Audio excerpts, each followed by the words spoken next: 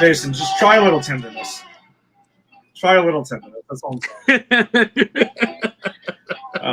What's up, everybody? Welcome to we've done Friday afternoons before. It's been a little while, but we've done some Friday afternoons. We have.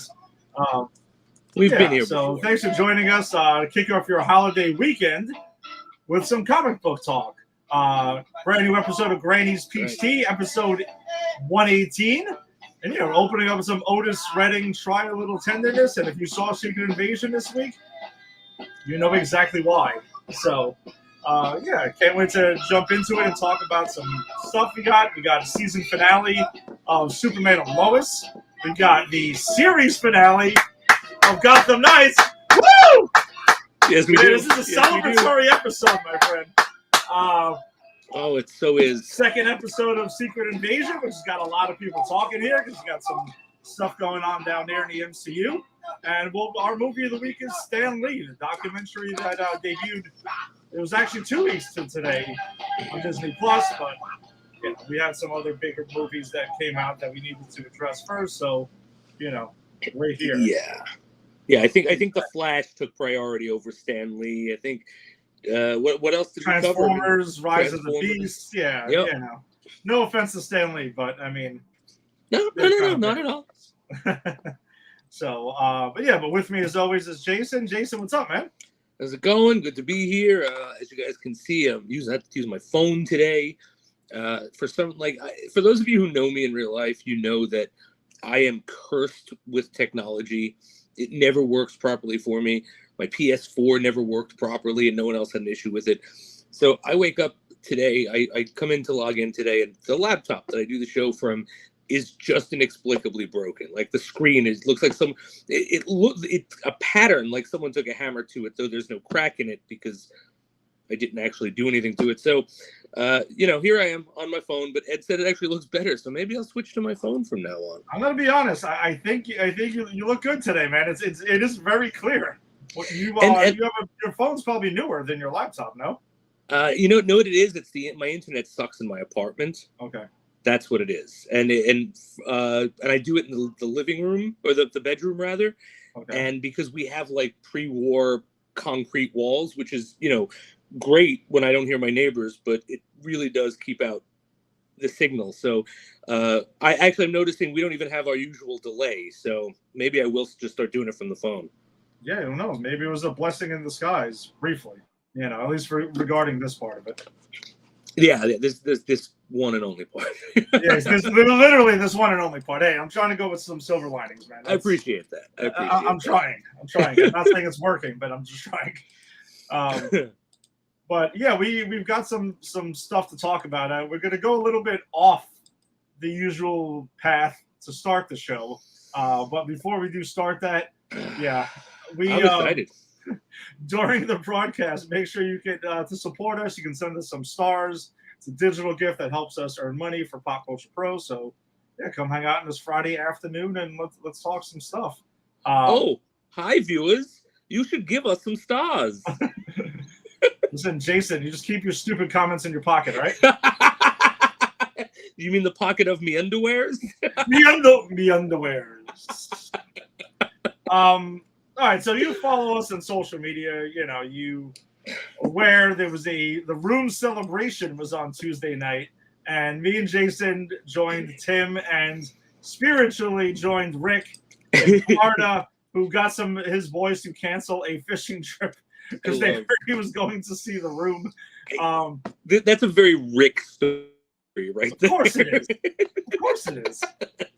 Yeah, if you know Rick, that's right up his alley. He was.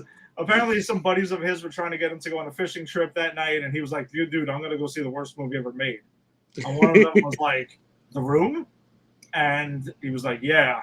And then they stopped the fishing, and they went to see The Room with him, which, by the way, Rick has mentioned previously that some of the big movies he goes to see on the preview night, there's a pretty scarce crowd. Oh, okay. It was like 90%, 95% sold out for The Room. Shit, man. Florida, man. Florida. Yeah. No, that's awesome. That's awesome. Tommy Wiseau needs to keep making money off of this movie. It's true. And our theater was kind of scarce, but the people who were there were into it. I'll say that. I gotta say, I love the fact that we sat next to a young couple seeing it for the first time. I felt like a state's elder. I'm like, oh, this is your first time seeing it at all. Let me tell you. And they were asking questions like, what's the spoons? I'm like, gather around, children. Let me tell you of the spoon story. Yeah, I dropped the ball. I meant to bring like some plastic spoons to the theater. I was going to surprise Jason with it. We didn't know. Tim actually surprised us because he was supposed to go with us and then wasn't going with us and then just appeared in the theater. I wanted to bring some spoons to throw during the movie, but next time. It'll come around again. Next time, because we've all agreed that there will absolutely be a next time. 100%. I told you guys, this wasn't even my first time seeing it in the theater. I unabashedly love this movie. No, and you should. And I think, honestly, I'm right there with you now. I'm with you on this. It's so much fun. Like, and this is my take on it. And I told you this while we were watching it. I don't think the movie doesn't make sense. I think on whatever planet Tommy Wiseau comes from, this movie is a hard-hitting fucking drama for his people. We just don't understand it because it's not of our world. It's an alien artifact. Yeah, if you're unfamiliar with The Room, the Room is a... let me say this. It was a movie released in 2003 with all intentions by a gentleman named Tommy Wiseau to make a dramatic film. Yes. And there's a lot of weird stuff behind the scenes of how he funded it and a lot of odd stuff that people don't know about this guy. But see The Disaster Artist for that one. Put it that way. You can see that. It's documented there. There's a book called The Disaster Artist, which Jason had read. And really good. All the info in there. But as far as the film itself goes, if you don't have the comedic sense to understand something it's so bad it's good, then this is not for you. Yes, agreed. Yeah, it's not for you. You're going to think this is just a horrible movie, and you're going to be like, what the fuck am I doing? Why am I wasting my time with this? And you're probably going to get angry. But if you're like myself and Jason and Tim and Rick, and apparently a decent amount of other people. I mean, Jader's not with us this afternoon. There is. Jader's not with us this afternoon, but I guarantee you, he seems to be a guy who would get the idea. So, like, Don also, like, I kind of feel like our pop culture pros group, most of us would kind of get the joke here. You know what? I'm going to propose something, boss man. If you ever actually watch these episodes, if you don't watch them live, okay. So here, like, at some point in the future, we need to do a PCP viewing party live of The Room. We got to make that happen. Wow, it would be pretty epic. Right? Like the two of us, Farachi, Tim, we'll get Ginny, Jader, I'm sure he'll be in it, Don. Like, we'll get everyone together and watch this. I will say, I've seen some comedies in my time, and I laugh a lot during movies. Not as much as Burr, because Burr is like the king of laughter in the theater. But I don't think I've laughed this hard in a movie theater since like Tropic Thunder. Yeah, I could see that. All right, and that was 2008 for those unaware. And again, I've seen many great comedies and I've laughed my ass off at times, but this was just nonstop. This was just nonstop comedic genius. Yeah. Inadvertent comedic genius. It's my favorite part about the movie is the just non sequiturs, like even emotional non sequiturs, like, and this is of course the most famous part, but there are tons of it in the movie. Like, she's lying. I did not hit her. I never hit her. Oh, hi, Mark. It's like emotion is gone. It's just, it's like someone they wrote the script. There may or may not have been pauses and regular written in English here, and then someone was just reading. They were just reading it off the paper. They decided to get rid of all of that and just start reading things off the paper. Right? Like, it's kind of like they were just reading the lines with no context whatsoever, and that's it. What makes it worse is Tommy Wiseau is reading his own lines. He fucking wrote this. Yes. And he also tried to. We learned in The Disaster Artist that he tried to be an actor. Like, he was trying this, and yeah, this was all lost on him. there's the you're tearing me apart, Lisa, and like all of that, and His the ones that Brando people moment. know. Yeah, like you What- said, I did not hit her. I did not. I did not. This is all bullshit. Oh, hi, Mark. Oh, hi, doggy. That's another one of my favorites. Right in the store. Listen, the flower shop scene when he walks in and she doesn't recognize him because he has sunglasses on. Oh, Tommy, I didn't know it was you. Oh, Tommy, my favorite customer. I didn't know it was you. How many fucking people walk into that flower shop that look like Tommy Wiseau? Yeah, look, I don't care. I don't care if Tommy Wiseau's wearing a fucking bag over his head. I could spot that motherfucker a mile away in real life, all right? Of course. And honestly, the one that resonated with me, and the two lines that stuck with me this time was I've been thinking about this movie since we watched it. Okay, more than usual. It was the keep your stupid comments in your pocket. That was a good one. Like, I remember the first time I saw that on a trailer, and I was like, I had to rewind it. I'm like, did he just fucking say that? and the underwears. The underwears, yep. The underwears. Like he goes to him and he's telling him about this deep thing, that big huge problem that he has. And it was a scene that we just saw a couple of minutes ago. Yeah. About like they're in his apartment, and apparently Johnny gave people the keys so they can come and fuck in his apartment. There are more people that walk in and out of this apartment than Jerry Seinfeld's apartment. Seriously? With no question about it. So yeah, his friend takes some girl in there, and I love how he keeps describing it as make out. Yeah, we'll make out with her. We were just making out, and that was it. Which obviously you can clearly see something else is insinuated in that scene.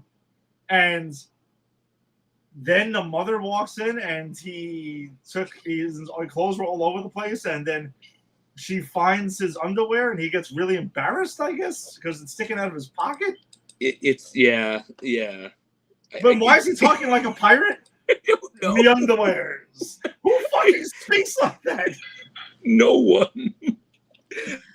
Absolutely no one. Me underwears. Speaking of the mother, she definitely has the most bizarre moment of the whole movie. Yeah, that's a big statement, and I agree with you. That's a huge statement, because this movie is just bizarre moments. But when she's talking with her daughter, and she's just like, well, I'm dying. No, you're not, mother. It's not that bad. No, I am. I just got done talking to the doctor. It's definitely breast cancer. And Lisa is like, oh, they're curing that all the time. It's not a big deal. Oh, okay, all right. Yeah. And then it never gets brought up again. It's done. Oh, man. And the football. Did Tommy Wiseau see people watching football one time and was like, this is how people play football? And they just kind of like throw the ball back and forth to each other, and that's it? And they laugh and have a jolly old time? I think on Tommy Wiseau's home planet, the way men bond and speak is to take what is traditionally called the speaking ball. And you go out with your friends in important times and you throw it around so you can unload your emotional baggage, right? I think that's how it works on his planet. It's possible. And I'm going to, when we wrap this segment up in a couple of minutes, I'm going to ask a big question about Tommy Wiseau that's going to tie into our narrative of the show. So it will make sense at some point. Unlike The Room, this will make sense at some point. Man, what else went there? Tim's favorite line, I actually completely forgot about too. Which one is In a minute, bitch. Oh, yeah. I completely forgot about that. Yeah. Yeah, I don't even want to, I almost feel like I don't want to spoil the end of this movie for anyone who actually might want to consider watching this. And I highly encourage you to watch it. If you have the sense of humor. Yeah, if you like bad movies and you have not seen this, go see it right now. I think my favorite part, one of my favorite parts, is the weird sex scene that happens twice. Yes. Like you got to talk about the weird sex scene that my literally rose, happens. my rose, Yeah. my rose. Oh God, it. Did you see Tommy Wiseau's ass? And it looks like he's penetrating her belly button, like the way their bodies are lined up.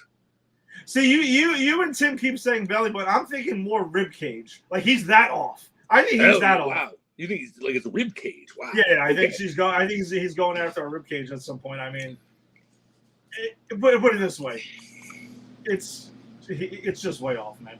No wonder why she gets so upset with him and starts going after his best friend. But also, she is so mustache twirling. Like this is like one of the most misogynistic movies I've ever seen. Like there is no depth to her character.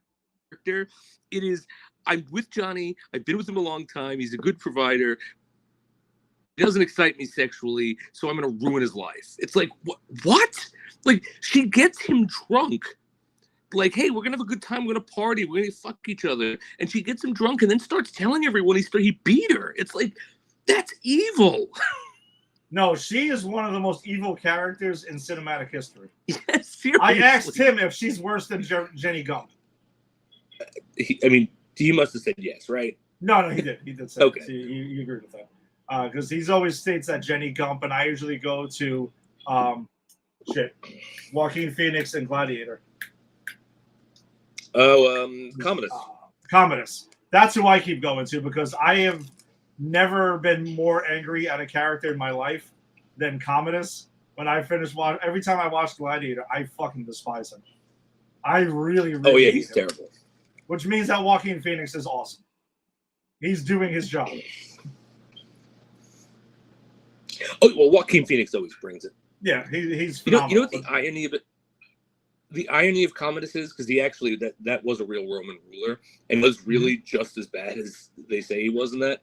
The irony of him is he was the son of one of Rome's considered best rulers. So really ironic how that worked out. Sometimes the apple does fall very far from the tree, I guess. Exactly. I'm trying to think of anything else with the room. Any others? I mean, there's so much. Yeah. What is if I challenge you to watch this movie and try to just, if you haven't seen it, watch it but the first time you watch it, you should be watching it to try to attempt to follow the narrative and comprehend the dialogue, just so you can gather the insanity that is really there. Is that? Would you say that's fair? I think that's fair. Yeah. You have to watch it twice. The first time because you're gonna try. Even though I'll tell you, don't try to make sense of it. Don't try to wrap your head around it. It doesn't matter. You're going to try the first time. You can't help it. And it's only through accepting after that first watch that there is no doing it. Then you watch it a second time, and then it's really going to be funny. That's what I think would happen with me, because this was only the second time I've watched the movie at all. And this is the first time it's in entirety. Like, I actually sat down one time and read the whole thing. And I think that's why it hit me so much. It was so much funnier the second time. Yeah, because you know what to expect. You're not looking for any sense. There's no sense. None of this stuff makes sense, and that's kind of part of the fun. Yeah. All right. So as we wrap this part up, though, I guess Tim and Rick may be lost in the Phantom Zone, so we're gonna have to keep moving. That's fine. Is Tommy Wiseau a Skrull? Oh yeah. Maybe there's a chance that there was a real Tommy Wiseau who was actually a cinematic genius, who this guy took him over, a Skrull took him over, and this is what he made the movie. You know what? I like that. I like that theory a lot. I like that theory. Although there doesn't even have to have ever been a real Tommy Wiseau, because that man's history is shrouded in mystery. People don't even know where he came from. Well, I think there may have been a person that was like a billionaire, playboy, philanthropist and everything, and the Skrull took him over and became Tommy Wiseau. I could see that. I think that makes perfect sense. Okay. Fair enough. All right. And I've met the man, so I can attest to it. There was Skrull energy. There was definitely a little Skrull energy going on there. All right, so let's return to our regularly scheduled program then, since we deviated a bit for the opening segment. No regrets. No, none at all. I think this was great. We needed this platform to talk about this movie because I think we were both scraping at the door to talk about the movie. The door for days. You for years. Yeah, for years. So, look, this is one of the movies, along with Troll 2, that periodically I just force the friends in my life to watch with me. I told you this off air. I think whenever you find a spot, you should do a section of Deep Dive that is strictly these types of movies. I think I'm going to. I think that's The Room. Yeah. Troll 2. I keep on advocating for Samurai Cop. Samurai Cop on Pluto. Which is on Pluto TV, by the way, which I didn't know that the entire movie was on there. That's awesome. Yeah, I do Samurai Cop, The Toxic Avenger, The Puppet Master, any Full Moon Fever. You just throw a dart at the Full Moon catalog, and yeah. That's great. Dollman vs. Demonic Toys. That's a good one. Oh, these are some. I feel like this is like Burr's VHS collection. We were I'll let Burr be the special guest. All right, so let's get to it. We got Gotham Knights, episode 13, series finale. Jason, it's over, guys. We've survived. It's over. Highlights, and I'm not going to spend much time on this because it's over, guys. I've survived it. Highlights. Duella's mother sold her out for the money. Go figure. Right before Duella was, and I'll give it this. Duella had a nice moment. I like that actress. I like the actors in this. But so Duella's mother sells her out just as she's about to go back and save the Gotham Knights, who have now are in prison. They've been arrested. Which I like. That's a nice callback to when she tried to ditch them and they came back for her, but she's not given the opportunity because her mother drugs her, sells her out. She's in with Harvey Dent in this room because he's also been abducted. The head of the Court of Owls is trying to get him to join her. He convinces the Duella he's going to save her and be her dad, and they're gonna have a wonderful, loving family. But she's got to help her let evil Harvey out, and she does. And I thought this was a cool scene. Like, he kind of tries to play that woman. Oh, I'm gonna go with you. I'm gonna go with you. Nah, fuck you. I'm gonna stab you in the back because really I'm looking out for Harvey because that is what alters do. So I'll give it credit for this. It really is doing right by the DID, like what alters are supposed to do, right? And that of course leads to the acid splash in the face. I actually thought it looked pretty good afterward. I'm not going to complain about that. Yeah. But yeah, I mean that's the highlights. I mean the Gotham Knights are doing Gotham Knight shit. I mean, I don't know. Is there anything you want to highlight? I will say something though. I don't think this was a boring episode. At least to judge the episode on its own, it was not a boring episode. It wasn't good. It was an okay episode. It was probably one of the best we've covered. Yeah, and I will say that we got a pretty good Two-Face. To tell you the truth, yeah. I mean, it sucks that he'll never face a Batman, and he's done. It's over with him. But the best thing that this show did, Batman related or anything related, was Harvey Dent Two-Face. I think he's by far the standout in the series. I agree. I texted you as I was watching it. I was actually watching his performance in particular when I texted you. I was like, really the thing that's shit about this is the concept and the writing.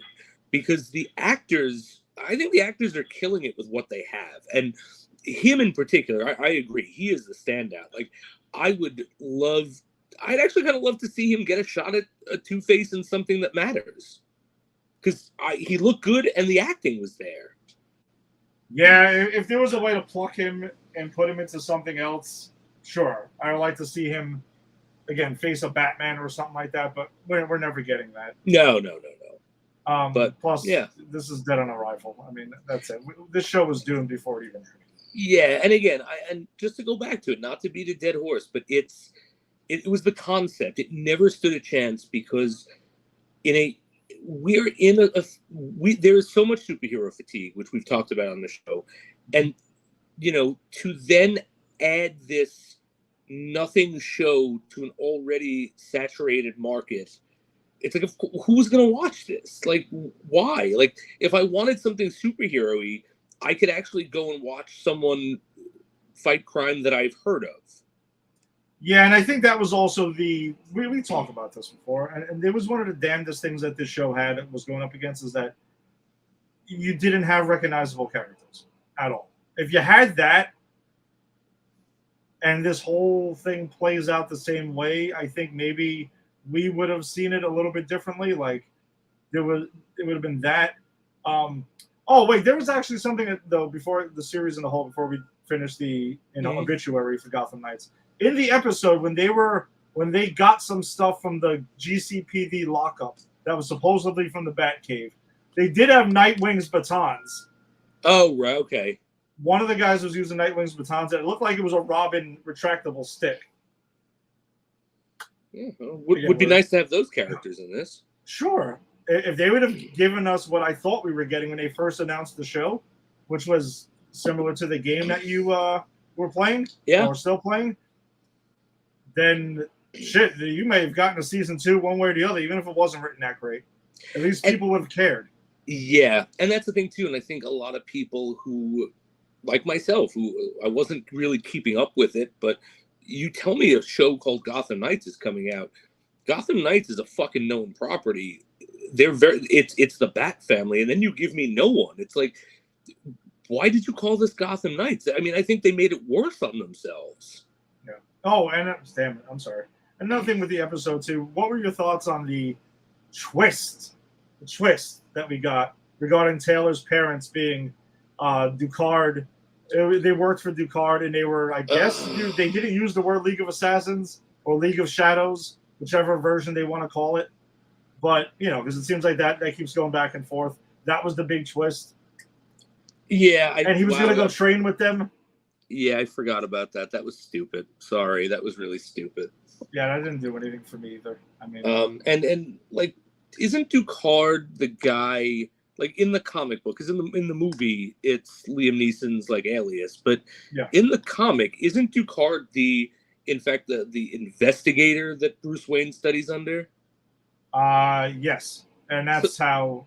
Yeah, I don't know. So why is he like a fucking League of Assassin? Because the people who wrote this movie only saw the Christian Bale movies? I guess so. I don't know. Yeah, they clearly did, because they do use inspiration from Heath Ledger's Joker and from the Dark Knight trilogy here and there, peppered throughout it. That ultimately go nowhere. It just makes me want to watch a more superior Batman film. Yes. So you will be tuning into the Dark Knight at some point. Or any. No, not any. There are plenty of good Batman films to watch that are novels. Well, that's it. We've paid our penance. We've done our time. Gotham Knights, the TV series, is no more. Jason, we have survived. Yes, we have survived. Cheers. Cheers. All right. That allows us to move on to Superman and Lois, season 3, episode 13. Yeah, it does. The season finale. Not the series, season finale goes, as we mentioned last week, did get picked up for a season 4, which we will see how that goes, because they're like cutting budgets and stuff like that. But for this, I mean, again, wraps up another spectacular season of the show, spectacular season finale, and it ends on a fucking massive cliffhanger, which we've gotten a couple of times lately. Massive cliffhangers in general, across movies and everything else. Love was in the air big time in this, because this episode picks up 32 days after the previous episode. So Lex is Lex hasn't been heard from. He's out there, at least according to the characters. We find out what he was been up to for the past month, which was pretty nuts. Someone's trying to call me. Kyle and Chrissy are pregnant, and they get engaged. That's what we find out about them, because we don't know how much we're going to be seeing them next season. We're supposedly going to be weaving them in and out sporadically. Lana and John Henry Irons finally hook up, which Yes, we've they been do. calling for a while. And Jason, they bend the knee. Yeah, they get it on, all right, and it happens in a bar, and he changes his shirt, and I actually like the joke that's thrown in there because the other shirt that he changes into, someone that mentions it looks very 1991 Wesley Snipes. Yes, which I thought was hysterical. Yeah, I thought that was pretty great. And then General Lane gets a date on that app that Jordan was crazy. Yeah, that Jordan. So did you see that coming right away, or did you actually think they were going to actually give Jordan, General Lane, like a happy season wrap up? At some point, I kind of figured, like when there was at some point, I don't remember, maybe it was when she was like, "Oh, let's go outside" or something. I was like, "Wait a minute, is she trying to get him like away from them?" Like there was something she did that kind of tipped me off. But at first, I was like, "Oh, that's cool. He's got a girlfriend." Yeah.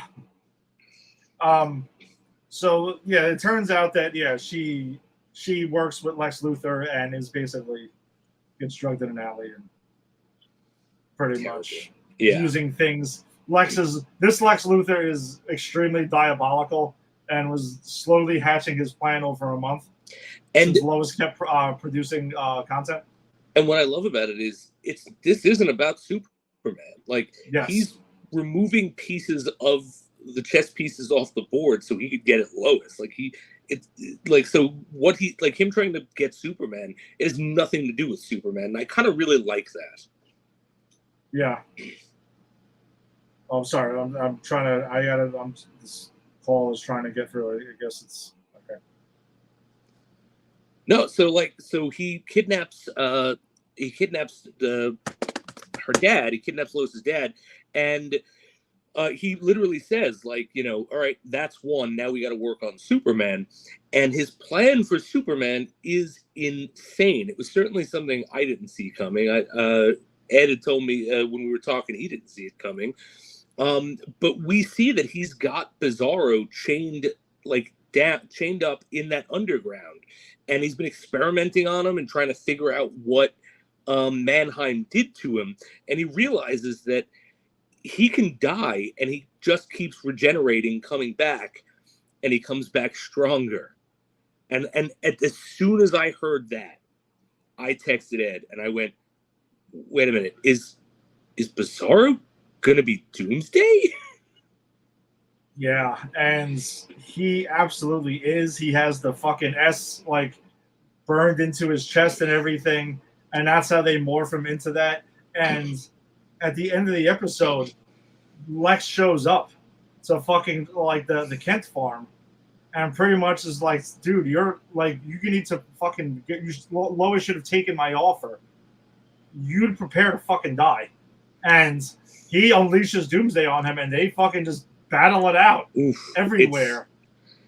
And then when he impales him and he thinks he's won, and Doomsday's just like gets right back up. Oh my god, that was so terrifying. Yeah, they're fighting like on the fucking moon and shit, and essentially the battle goes on, and the fucking season ends as they're about to go at each other one more time. Yep. And fade to black, and I was like, what? Yep, that's an insane cliffhanger. Wow. I was, and this Doomsday looks way better than the one in BVS. Oh yes, and makes a lot more sense. Yes, there's way more, kinetic sense in it. Also, a couple of quick things too. So apparently Lois was feeling after her surgery that she was feeling a little bit more up for things. So then they fly back. She loves this villa, by the way. Oh yeah, Tal's villa. Tal's villa is where Lois wants to bend the knee. Yeah, like he just flies it off there, and they go, and then they're gonna try to get like a family trip there. They're gonna go away. That's weird. Bringing your kids to your fuck shack is kind of weird, isn't it? Yeah, I found that to be a little bit odd, but I don't know if they were like, maybe they looked around afterwards and they were kind of like, is Italy? Maybe your kids need to see Italy. I don't know. So, question, logistical question: when the Kents travel, to Italy as a family, Do you think they like Clark and the one with the powers, not John, Jordan. Jordan? Thank you. Do you think they just fly the family there, or do you think the family takes a plane? Well, so that comes up in the episode because Jordan's been benched or grounded, whatever you want the term you want to use for it, and he's not to use his powers. But then when General Lane tells him, like, listen, what you're doing is okay, but you can't let this like anger fester forever. Like, let him be angry now, but you got to learn when to. He's giving some parenting advice to Clark, telling him you got to curb this forever. I know you're mad and you're going to try to kind of like inflict this on your son, but at some point you kind of got to, he's had enough. And then they talk about their family vacation, and Clark says, well, that's right. To save it, and that's to kind of be more affordable. Maybe we should go ahead and safely fly your brother and Lois there. And he was like, well, I could only use my powers for when it's convenient for family vacations, which is a fair point. That is a fair point. But I guess he was trying to, like, Clark is thinking, let me ease him back into it. Yeah. So he learns, this isn't just for fame and fortune and stuff. Like, you got to you got to be in this for the right reasons. So, yeah, that answers that. Good point. Yeah, I forgot about that. Yeah. It is. And I'm just curious to see, I'm very curious to see how season 4 picks up. Number one, you got to pick up that cliffhanger that you left off. And yeah. I'm just very curious to see how they weave in the supporting characters in and out, because they haven't been totally thrown off the show. They're just not series regulars anymore. Right. So they're going to be guest stars here and there. Which, I mean, I don't like it either. I'll see how it's handled. Yeah, but I'm with you. I don't know how they're going to do that, and especially resolving like this. Yeah, I'm not that I'm worried, because I think the writers and the showrunners are really good with this. But I have concerns about what the 4th season's going to look like. Yeah, I agree. I'm just hoping that they have a plan and they're like, yes, we can continue this show and this, and the effects aren't going to drop off to like the Flash level and like the Arrowverse level, because this show clearly had a lot more behind it, and the special effects are way better, and everything just looks better. Yeah, so, absolutely. That Doomsday looked great. That like the CGI in this is like movie quality. Yeah. So I don't know. I dug it.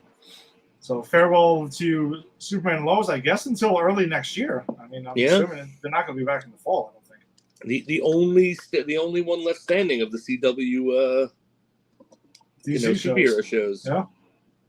And I still just wish HBO Max would have picked it up, or whatever Max now.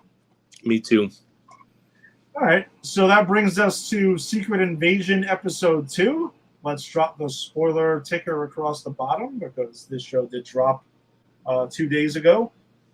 All right, you've been warned. If you did not watch Secret Invasion Episode 2, come back and check us out another time, because we're going to openly talk spoilers and spoil the shit out of this. So, I rewatched this right before we went on again. Nice. Dude, fucking dynamite episode.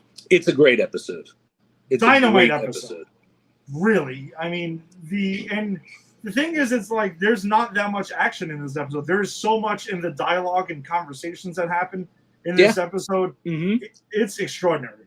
Yeah, and character growth. We see a lot about Nick Fury. I mean, again, I'm doubling down. I really feel this is Nick Fury's swan song. I really feel he dies at the end of this, because this feels like a goodbye to his character. Like in this episode, we're jumping back and forth from, the 90s right after Captain Marvel, where he's made this agreement with the Skrulls, and today where he's kind of dealing with the fact that he didn't keep up his end of the bargain. Like, and that's what this is about. Nick Fury dropped the ball on this. He made them a promise that he did not keep up. And now it is the chickens have come home to roost, so to speak. Yeah, and I actually like the fact that this episode kicks off with kind of like the highlight reel from Captain Marvel. Me too. Me too. Concerning the Skrulls, because you do need to tie in the maybe uninitiated, maybe somebody who didn't really see Captain Marvel and is picking this up. And Disney Plus does a good job of, after every episode of Secret Invasion so far, they will say, hey, since you watched Secret Invasion, here's a link to Captain Marvel so you can go watch more. But like you said, it picks up in 1997, which shows Nick Fury and the de-aging technology that Marvel has. They need to share with the rest of Hollywood. Yes, because that looks like Nick flawless. Fury. That looks like Sam Jackson from the 90s, like him in The Negotiator or something like that. When he was really young. Yeah, it's tremendous, and I'm not going to go off on a thing here, side thing, but so I had seen Indiana Jones and the Dial of Destiny last night, and the opening segment is great, but there's the de-aging of Harrison Ford there, and the thing, I don't think it looks terrible, but what kills it for me is that he's Harrison Ford now. Like, his voice, you can tell, has changed, so it almost doesn't sync up, like, right, exactly. But I guess Sam Jackson maybe sounds exactly how he did back then. Whatever it is, it looks flawless. Whatever Marvel's doing, it looks flawless. So share that with everyone. And yeah, like you had mentioned, they mentioned a scene that Gravik had mentioned in the opening episode was the promise that Fury made, and as I keep my side of the bargain, you keep yours, and we see that there. It's a young Nick Fury, and Talos is there, and they're addressing a room full of Skrulls. And you can see that then we get to know about Gravik that his parents died in the war previously, when they were fighting for their home planet with the Kree. And then here, basically here they are. And he took it to heart. He's a grieving young man, young Skrull, whatever, who is taking this to heart. And that's why he's so angry now. So many years later, because it's like, dude, you promised to do this. My family died, trying to save their home planet, and where the hell were you? And he even says him and Carol Danvers are going to find you a home thing, and we both know that none of that happened. I mean, for various reasons, but and honestly, part of it is they just didn't follow up, because you can't blame this on the snap. The snap happened decades after this. No, and the Avengers weren't formed until much later on and stuff. But another thing that I thought was really interesting in this scene was Fury also, besides making the promise, makes a deal with the Skrulls. You help me protect my planet, right? And they all he suggests they take human forms kind of permanently, and they all do, and they choose to do this. So Talos mentions later on that they're spies and they're this. They're all pretty much working for Fury. And he just, like you said, he never keeps up his end of the bargain. And it's fucked up. And we still don't know what the major reason is of why this was never followed up on. No, we don't. Which I'm assuming will be revealed at some point. It's got to be, right? There has to be some reason. Yeah, it can't just be, I was busy with the Avengers and S.H.I.E.L.D. Like, I'm sorry, I didn't get around to it. Like, that can't be it. No. So we also find out, like, talking about the Skrulls, that all of the Skrulls are on Earth. Like, that's what I was gonna. Yeah, that's. Oh, okay. Sorry, I didn't mean to jump on that. No, it's fine. Well, I was gonna mention, right, before we get into the next conversation in the train car, because we do see that Fury. It picks up at the end of the last episode where Fury is there and Maria Hill is there, and yes, she's dead. She's dead. Dead. It's done. Angie had suggested that my wife Angie had suggested maybe she was a Skrull. It would be tough to swallow that pill at this point if that's revealed later on, but I'll say she's dead. Talos and others, and they go ahead and they rescue Fury from there. That goes fast forward to a conversation in a train car in Russia. So there's these Russian guards that are looking for Fury, and because he's basically wanted for murder. They basically say he set up this whole thing and that he was bombing Moscow for the U.S. government and starting like a whole pile of shit, as Rhodey says later on. But there's a comment that is made. Would they be easier? Would these Russians be easier to find a Black African American on the train in Russia versus an alien in the MCU? Yeah. In the MCU? In the MCU, yeah. I'm just. It made me think of the people in the MCU.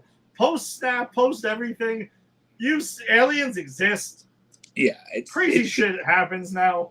Look, aliens landed on your planet multiple times. Yes. In New York City, actually, a couple of times. Mm-hmm. Did a bunch of destruction. An alien literally snapped his finger and obliterated half the universe until other aliens came together and forced him to re-snap everyone back. Come on now. Yeah. I was that line. I mean, the line was funny, and I get it. I'm not like nitpicking here, but I made me think for a second about the people and the mindset of, you know, everyone in the MCU at this point, and it just made me start wondering like what everyday life is like, what these people are thinking on a regular basis.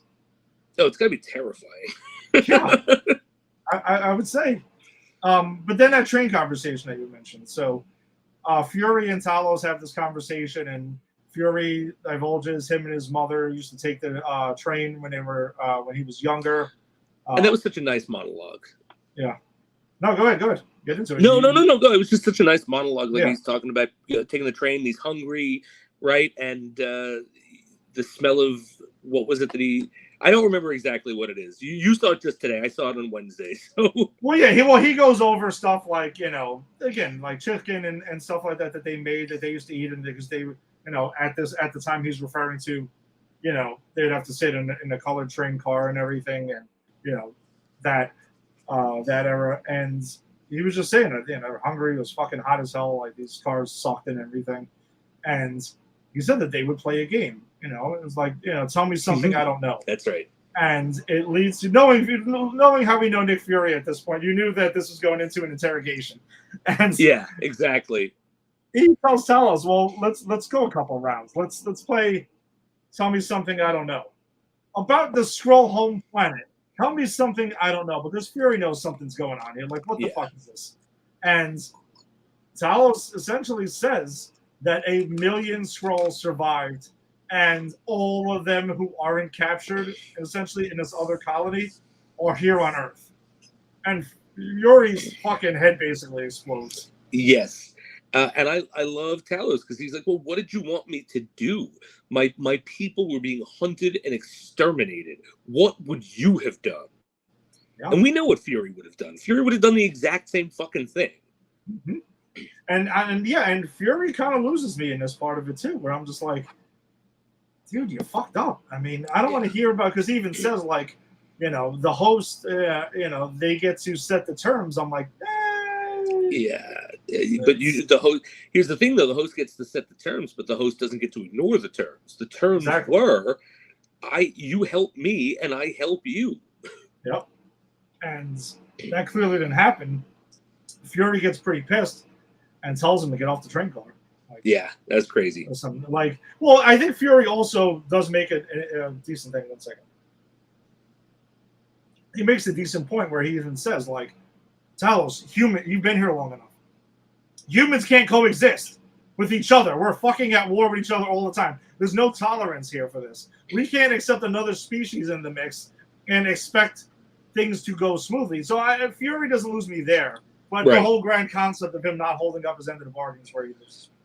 Yeah, and he even knows it, because when Talos says, what would you do? He literally says, this isn't about me. Like, he deflects it. He won't answer it. It's like, I mean, Fury fucked up. And that's the thing, is, like, it's not right what the Skrulls are doing, but I get it. Yeah, they were desperate. They want to survive. This is it. No, I was going to say, and I want to shout out that I like the change, right, from the MCU, because in the comic, the Skrulls are villains, right? The Kree are kind of the good guys, and the Skrulls are the fucking warmongers. I like that they changed it up here, where, they're still trying to take over the planet, like in Secret Invasion, the comic, but they're not doing it because they're villains. They're doing it because, as you said, they're desperate. And I like that change. It makes the Skrulls more real. Yeah. And then we also get a scene where Elizabeth Hill is, getting her daughter's body back and stuff, and this goes back to, the U.S., and that's where we get real confirmation that Maria Hill really is dead, and she's asking for details on her daughter's death, and she's talking to Fury, and Fury's like, someone was trying to hurt me, and she jumped in there to save me, and she just tells him like, hey, if you're the reason, then make sure my daughter's death isn't in vain. That you need to go ahead and finish this thing and make sure that this matters. Yep, and I think that's foreshadowing, because I think the way it's going to come down to, he's going to have to sacrifice himself to finish this, and I think that's foreshadowing. And I also think the death of Colby Smolder's character, I think that's also an indication of Nick Fury's demise at the end of this, because they were like, you never see her without him. They're like, they go together, they're partners. Yeah. So one dies in the first episode, one dies in the last. Like, again, I really think that there are a lot of signs pointing to this. Yeah, I'm starting to agree with you on this. I think you're right. I think this is we're going to say about Nick Fury after this. Yeah, and I'm okay if they do a good send off, and so far this has been good. I'm okay. We've had a long time with Nick Fury, with Sam Jackson in there, and if Sam is ready to retire, then the character, then I think I'm good with it. All right, so then Gravik, we get a scene here where Gravik claims that he could have killed Nick Fury at that scene at the end of the last episode, but he tells Gia that, hey, Jaya, so hey, that's what he wanted. I'm not going to punish this man by giving him what he wants, because he sees Nick Fury as he's ready to go. Like, there's nothing else to fight for. He's done. And I think that's been the theme through these first two episodes. Is everyone is questioning Nick Fury in general. Like, everyone's harping on it. Like, you're not who you used to be. You're not that guy anymore. And this, we'll get to it in a second. The middle, towards the end of this episode, you start getting inklings of like Nick maybe snapped out of this, and is like, maybe I'm gonna have to prove that I am that guy. At least one last time before we think he's going. Yeah, and I think that's what it is. This is him, one last mission, right? Yeah. So Gravik also meets with the Skrull Council here, and we learn a lot. And we learn a lot of information in this scene. That's what you get in this episode. There's a lot of information. So the head of NATO and other world leaders are Skrulls. Yep. Like, their hands are in fucking everything. It's wild. But then Gravik is named the Skrull General because they pretty much, through this conversation, they find out that, hey, we're in wartime, essentially. That Gravik's making claims that he's going to take the planet. He's going to take Earth, and he can. And this is going to be their home because Fury didn't find them a home. And that's kind of been his rationale, whether you think so or not. He also does a lot of degrading of humans in general. Like, he says that he likes dogs better, and that humans were destined to destroy themselves anyway. So, hey, if we eradicate them, no big deal. We're just fast forwarding the inevitable. Kind of chilling. No, very well. He's very much like a radicalized sort of almost terrorist cell in the Skrulls, mm-hmm. Whereas the rest of them weren't. Like, by the end of this, most of them are kind of forced to get behind him, but but you see them, they're just like, no, they're just chilling. They're living their lives as humans. But he really is like, no. And he's like a radicalized terrorist. And it's interesting to see, but we see why, right? Because he's a survivor of the war. He lost his family. Like, he's got that trauma. And I think the show does a really good job about building up this villain and making him, as chilling as it is, understandable. Yeah. No, his motivation's there. And that's what you need with, with a good villain, a reasonable motivation that's going to go with it. So one person mentioned something here that says, well, what if the Avengers returned? And he says, don't you think I've thought about that? Don't worry about it. I got this. And there's something else that happens later in this episode. I personally think Super Skrulls getting created is the writing on the wall. Oh, okay. I missed that one. What Okay, so number one, Gravik's confidence to take care of the Avengers. Number one, that's the first thing that tipped me off. Number two is the second thing is there's a character, one of the scrolls in here mentions that there are harvest stations that are all empty, that Gravik keeps giving them a list to. And there's a bunch of scientists that are working on something. And the character later on that gets interrogated by someone who is trying to find Gravik's location and his hideout, essentially, which we see later. He also says he's building a machine to make us stronger. Oh yeah, you're right. And later, Jaya goes ahead and that scene where she's looking on that really old computer from it was like a Commodore 64 or something. Mm-hmm. She's going through and it's a list of different things. And on those lists, there's a group, there is Extremis, and I have a list here, and Frost Beast that are there. And there's also a fourth thing that I didn't get a chance to write down. So I kind of think that there's experiments going on, and he's going to superpower at least a certain amount of scrolls that could potentially be powered up enough to fight the Avengers. Not saying we're going to see the Avengers in this, but to deal with the Avengers. Interesting. I know this is a lot to hit you with right off the bat, but yeah, no, I didn't catch any of that. But that's very interesting. But so no, here's the thing though.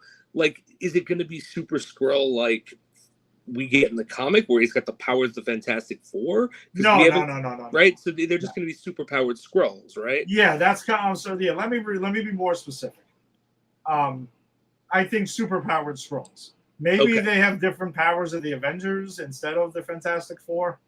Maybe something like that. I don't know. Because, like I said, there's apparently a group, Extremis, things we've seen in the MCU before that can make people stronger or, that are DNA of different kinds that they could infuse into a Skrull. Interesting.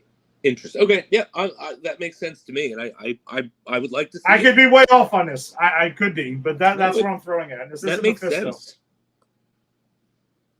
Yeah, this isn't Mephisto throwing shit at the wall. No. This isn't Mephisto. This isn't Mojo. They're leaving breadcrumbs, so it could be that, it could not be, but we'll see.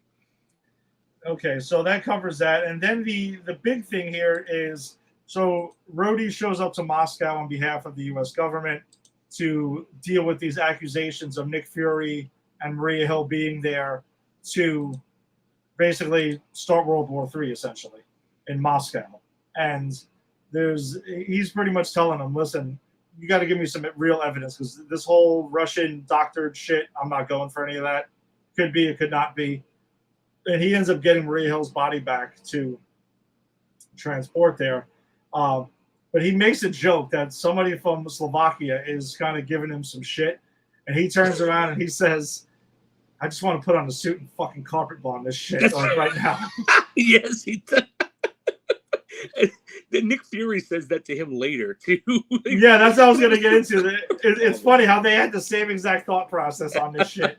Because he mentions, so after that, Fury calls him on the phone and they decide to meet up in this restaurant that's cleared out. And it's kind of like a calm situation. But the conversation that's had in there is pretty deep. Because Fury pretty much goes in there to fire Nick Fury. Yeah, pretty much. And Nick Fury says, they sent you to fire me? Yeah, and there's a lot to unpack there. So there's a deep conversation where we find out that Fury kind of helped Rhodes, kind of help get up the ranks a little bit, which is cool. I mean, that's fine. Mm-hmm. They obviously know each other and stuff like that. But then Fury mentions, that he goes that this is a difficult road for people, who look like them, who are African Americans, who, to get to where that is. And he's like, we had to wrestle power from ordinary men who don't look like us. And we get an Alexander Pierce name drop, who, for those who recall, he was the head of Hydra, who was in S.H.I.E.L.D. at the time in Captain America Winter Soldier, which I thought that was an awesome reference thrown into there. But you get that. And he's kind of saying, listen, you got to back me on this thing, man. We got to be in it. We're in this together. But Rhodey flips it around and says, and it's more the questioning of where Fury's at right now that I found really interesting, that he's like, yes, you mentioned ordinary men, but I also have this power now to not just give it to an ordinary man, whether they look like me or not. And which I thought that talking was about interesting. Fury, that was a burn also. Like, Yeah. he got Fury, and he pretty much tells him that, and I thought that was cool. So it's not like, hey, I appreciate it, because he even tells him, whether it's someone who I admire and I respect and I have all this stuff. So Rhodey, we get a lot of the Rhodey-Nick Fury relationship, which we've never gotten before. Yeah, no, it's all new, and it's all subtle, like, because he's pretty much firing him and telling him, I'm not going to go to bat for you. Yeah. But also saying, it's not that I don't respect you, I just don't believe in what you're doing. Like, and I thought that's, again, nuanced. Yeah. And he also tells him, like, Rhodey's like, because they talk about the Skrulls. We also find out Rhodey knew about the Skrulls like 15 years ago in like a presentation, but it sounded like it was maybe a hypothetical. And Fury's like, no, this is real. They're here. The invasion's happening, and it's scary because we don't know what the invaders even look like.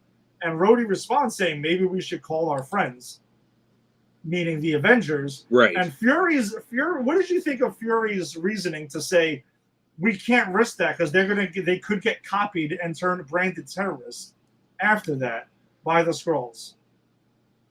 I think that's interesting, because if the Skrulls can take their memory, but they can't take their powers, right? Like, they can look like you. Like, let's say Thor came down, they could look like Thor, but doesn't mean they could fly and wield Mjolnir. No, but I think Fury was just saying that they can get copied and then do some crazy shit, and then the public's not going to care. Oh, okay. And they're just going to say, no, fuck them. That's it. The Avengers have turned. You could look at Dark Avengers then or something like that, because that also followed up Secret Invasion in the comics. Not saying that whole thing is going down, but no, exactly. I think it's interesting. No. But Nick Fury, though, he drops the mic at the end of this for me when Rhodey tells him you're fired and stuff like that. And he's about to take him out of there because there's like travel plans. The security guard's going to be there. He goes there and breaks the guy's arm, basically. Nick Fury leans over to fucking Rhodes and is like, I'm Nick Fury. Even when I'm out, I'm in. That's awesome. Listen, Jason, if either one of us ever get fired, then we need to just tell him that. Like, listen. 100%. Even when I'm out, I'm in. I'm not going anywhere. Oh man, that was pretty badass. It also made me think of what was it, Wolf of Wall Street, where DiCaprio has that scene where he's just like, I ain't going anywhere. I ain't going fucking anywhere. Yeah, that's where my mind jumps around to learn these things. So he had mentioned the Jaya stuff that was there, the computer that she had mentioned. That's where we led to the possible Super Skrull stuff. And that brings us to the end of the episode, where Nick Fury gets this car after his I'm out and I'm really in, and he drives off. So he gets to a house, and we see... Oh, yeah, this is crazy. A Skrull... It appears to be a female Skrull cutting some stuff up and cooking, but then when Fury gets in the house and gets there, human form, he goes at it and she's like, well, did you forget something or whatever? He puts on his wedding band and goes to her and is like, is that better? And they kiss, so we find out Nick Fury's fucking married. Yeah, which that blew my mind. I didn't see that coming. No, that blew my mind completely. Do you think he is knowingly married to a Skrull, though? I think so. Like, I think the misdirect is supposed to be, they've got a spy on the inside, even with Fury. But I think the reveal is going to be, and maybe this is part of why he never got them their planet. Maybe this is connected to why things went the way they did. But yeah, I think he's married to a Skrull and he knows it. Interesting. I don't know. I'm going to be honest. I'm not 100% sure. I'm going to err on the other side. I'm actually going to take this at face value and say that he doesn't know. And that his wife is, maybe she's passed or kidnapped or something like that. Maybe in one of those pods and stuff. I'm going to say he doesn't know. All I'm right. not 100% sure on this, but I'm gonna. Yeah. I'm not either. I'm throwing darts. Yeah. That was the big, WTF moment in the good way in this episode. So we've gotten two at the end of both of these episodes so far. Yeah, no, that's true. So definitely keeping us guessing here. Yeah. I third I of the really way like through, this. I'm fucking all in, man. I really enjoyed it. Yeah, I'm really liking this. I'm surprised to see that the ratings are so low for it. Like I was reading something on that today that they're saying it's like one of the lowest rated Disney shows. I don't know if it's because it's Captain Marvel adjacent and so many people just didn't want to watch that. I don't know, but I'm really enjoying this. This is one of the more compelling of these shows that we've covered, and I think it's great. Yeah, I mean, don't be dissuaded by the ratings report for the premiere. I mean, we'll see. I guess you can't be totally shocked though, because some people just want to see the Avengers and that's it. Right. But for us, like this, more ground level MCU, spy thriller stuff is what we've said for a while. We're all here for that. We want that change of pace. Yeah, absolutely. All right, so then that will take us to our movie of the week, which is also on Disney Plus, which was Stan Lee. It's a documentary on Stan Lee that dropped 2 weeks ago. I'll share my quick thoughts on it. I'm curious to hear yours, as we actually haven't spoken about this at all. Mm-hmm. I love Stan Lee. I got my Stan Lee T-shirt on here again. But as far as the documentary goes, I didn't learn anything new here. I think it's, like all history usually is told by the victors. So this is the Stan Lee perspective of things. I think it's pretty much a puff piece about Stan Lee, and to show to kids and stuff. Sure, that's cool. That's great. Maybe for a younger audience or something like that. Or maybe even the uninitiated people who maybe only did not read the comics and don't really know the history of Marvel Comics. Perhaps they can learn more about the random old guy that made cameos in their movies and TV shows and stuff like that. So I think that's cool from that perspective. But if you are in the initiated and you've been reading comics for a long time and yada yada, you don't learn anything new, and they gloss over some of the not so happy stuff that happened regarding Stan Lee. It's very, very briefly alluded to. It doesn't really dive into, but I also don't expect Disney or Marvel to really dive into that too much because of the perspective that's being told about. Yeah, I agree with that. Like I read that we were talking about like Jack Kirby's kids were talking about how it didn't sort of do their father justice, and it's like, yeah, but did you really think a propaganda piece for Stan Lee was going to do your father justice? Like, and I love Stan Lee, but I also am going to say that I think Stan Lee ripped Jack Kirby off like 100%. And as well as Steve Ditko, as well as other people, like Stan Lee was kind of a user when it came to creative ideas and sharing credit, but I don't think that has a place in what this documentary is. But I'm going to say I would love to see a documentary looking at it through Jack Kirby's point of view and examining that. I think that I think I would actually enjoy that more than I enjoyed this. Yeah, and Jack Kirby, that part of it too. Well, he gets more credit than Steve Ditko. Steve Ditko almost gets like very dismissed in this. Yes. Oh yeah. No. That part kind of annoyed me though. Yeah.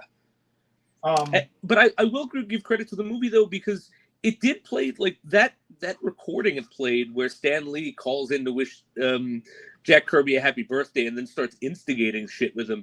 Kind of makes Stan Lee look like a dick, and I appreciated that they kept it in the show. They kept it in, like showing like they didn't go into it, but they kind of did hint at, he wasn't perfect. Yeah, it made me think of like, hey, they should have put a bubble in there. If you would like to know more about this part of history, you should go ahead and watch this or read this instead. Right, exactly. Like a side issue. Yeah, I'd expect them to go into that, and that's the thing, because basically, for those who may or may not know, there's always been a controversy regarding the creation of the characters, where Stan Lee is credited as being a creator of basically everything that's Marvel Comics how we know of it, and he had co-creators in a lot of this, with a lot of the characters. It's not just Stan Lee by himself.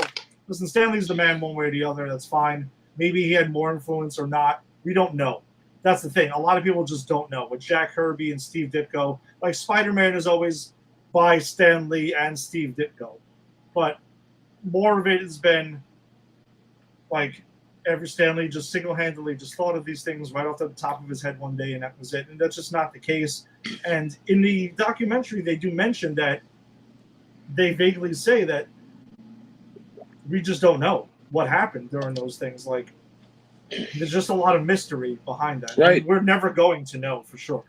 No, because, and especially now when everyone involved who was there is dead, and to be honest with you, like, I don't even think really they knew when they were alive, because at a certain point, the truth doesn't matter. It's the story you tell yourself. And, if Stan Lee kind of did rip Jack Kirby off, well, I don't think Stan Lee saw it that way, and they kind of says he didn't. And I'm sure in Stan Lee's mind, no, I created Spider-Man. Like, he wasn't lying and trying to steal credit. In his mind, he really did. But in Jack Kirby's mind, he had a big hand in it. And so, like, yeah, we'll never know the truth, because at a certain point, they stop knowing the truth, That's a good way to put it. Well, and Stan does say during this, Stanley does mention, he says that from his perspective, that the people who do the writer is the one who creates the character. And I think it's Jack Kirby that he quotes in as saying that, well, the person who draws it and puts it to paper and makes it an actual thing is the creator. So you can write all you want, but if there's no physical representation of Captain America and Spider-Man and the Hulk and the Fantastic Four and everything else, like, these characters don't actually exist. Maybe in comic book form they don't exist, but if let's say Stan Lee, I'm just spitballing here. Let's say Stan Lee decided to take this to a novel. I'm going to write a Spider-Man novel, and then my character's name is Spider-Man, and I'm going to describe his suit and what he looks like. And they aren't going to be comic books. Would Stan Lee then be the creator, though, rightfully? Yes. Okay. Yes, 100%. And I think the thing is, like, I think they're both wrong. Like, because this is a comic book, right? Like, if he wrote it in a novel, then, yeah, he would completely own it. It would be his, because it's his words describing it to you, and that's how a novel works.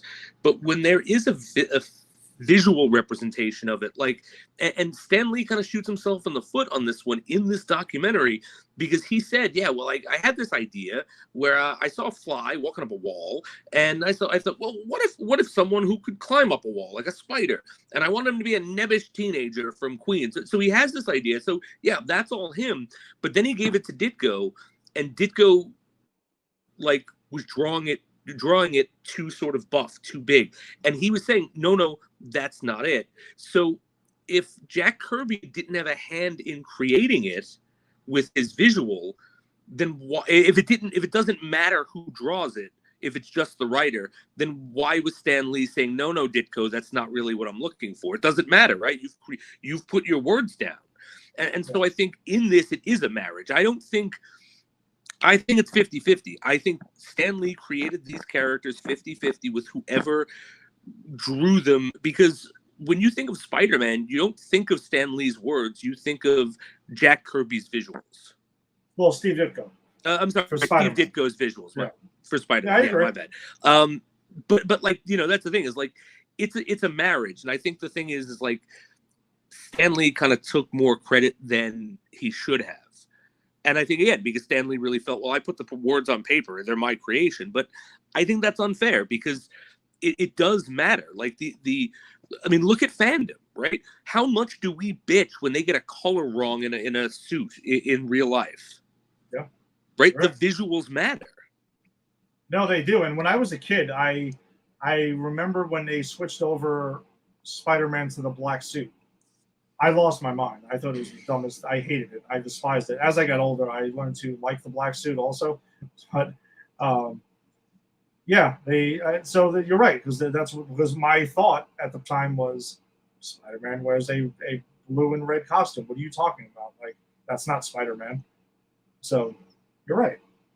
Um, yeah, there's they should. That's really what it is. It's 50-50 here, and that's kind of how it should be. And I can understand why, various artists and stuff took, exception to what Stanley, may have been given. He was also the editor and chief and the publisher and everything like that. He was in charge, so he was able to kind of morph it the way he wanted to morph it. Yeah, and also after a while, Marvel had a policy that any character you create here is the property of Marvel. So, that was the irony in the end to me. Yes, exactly. And that's kind of like, okay, so, like there are characters you didn't actually create. Yeah, but that's why I guess, like you were saying, in the end, in some ways it almost doesn't matter because they all got screwed, and Yes. it all belongs to Marvel in the end. Yes, right, exactly. And in the documentary, they do fast forward to when Stan left Marvel, and then was given kind of like an honorary credit, an executive producer on the MCU films. Because at the end of this, it jumps to, oh yeah, Stan was back when the MCU, and look, he's doing all these cameos and his cool shit. And Jon Favreau and Taika Waititi and everyone else was it looks like they showed him a lot of love when the MCU movies are getting filmed, and he was getting his kind of like due and stuff because he had a falling out with Marvel also when Stanley was away from them and for a while during the 90s and everything like that, and then the 2000s and stuff. Stan was really not affiliated, per se, at that time. And that's when we had, other people writing and drawing and everything else. Because, yeah, he was out. He wasn't really in. Like Nick Fury. He's not like Nick Fury, no. No, he's not like Nick Fury at all. But yeah, it's okay. Like I didn't find it also that edge of the seat entertaining either. The documentary, like just the way it was made and everything presented. But like maybe just because I was familiar with the whole story that they were telling, maybe that's why I wasn't like enthralled with it and everything. It's not terrible, but yeah, it was interesting. I thought it was well done. But again, it's a propaganda piece, fluffing up Stan Lee, and it's got some interesting information. If you're anyone who isn't familiar with Stan Lee and wants to learn more, I think it's a good place to start. Yeah. But I do hope that one day somebody, and maybe an independent, decides to go ahead and tell the story. And then there was one that I thought came out years ago that was telling the story of comics in general, that maybe they would give like more. I didn't actually get a chance to watch it. I don't recall watching it. Maybe I'll go ahead and try to find it one day. It told the history of comics, and maybe they would give more of an honest. I think it was on PBS or something. I did see a lot of it. I just don't recall if they actually gave it the down the middle, fair, 50-50 take on it. So I'll have to go back and maybe revisit that. Just out of curiosity. Yeah, no, let me know. Yeah, and it looks like DC actually has something coming out next month on Max. That's the story of DC. All right, interesting. So we can cover that next week. Yeah, we'll talk about that next month as well. Yeah. All right, so I think that kind of wraps it up for us this week. Thanks for joining us on this Friday holiday afternoon. If you're joining us on the Facebook live stream, be sure to check out Granny's Peach Tea Facebook group. Join the Facebook group and join in on the bunch of stories and trailers and stuff that don't make the show every week. It's a lot of fun. Check out Pop Culture Pros and popculturepros.com. That's what we are presented by. If you're checking us out on YouTube, subscribe to Pop Culture Pros. And Twitter, give Pop Culture Pros a follow there. We will be back next week. A bit of a smaller episode we'll have, but it should be a lot of fun. We'll be talking about Transformers, the original Michael Bay movie. Oh, Jason's getting sick. That's it. He's out next week. And I think I might be coming down with the COVID. Yes, I think for the next 5 weeks he's out. Oh God! All right. Yeah, we're gonna go do. We're gonna start our revisit of the Michael Bay era of Transformers movies because we didn't get a chance to before Rise of the Beast came out, so we're gonna be doing that. And we will have Secret Invasion Episode 3. So it's a lot of cool stuff to talk about. And Harley Quinn, we should have in a couple of weeks, actually. Ooh, I'm excited for Harley Quinn to come back. I love me some Harley Quinn. No, of course, me too. That show's completely fucking bonkers. So yeah, no, it's crazy and wonderful, and it's funny because I'm such a Batman purist, and this completely fucks with the canon. I'm like, I love it. It's great. Keep doing it. Yeah, it's fine. You can have some fun. Why not? Exactly. So enjoy your holiday weekend. Happy 4th of July, everyone. Celebrate. Have some barbecue, some pool, whatever you're gonna do, whatever you got planned. And we'll see you next week. Peace. You're tearing me up.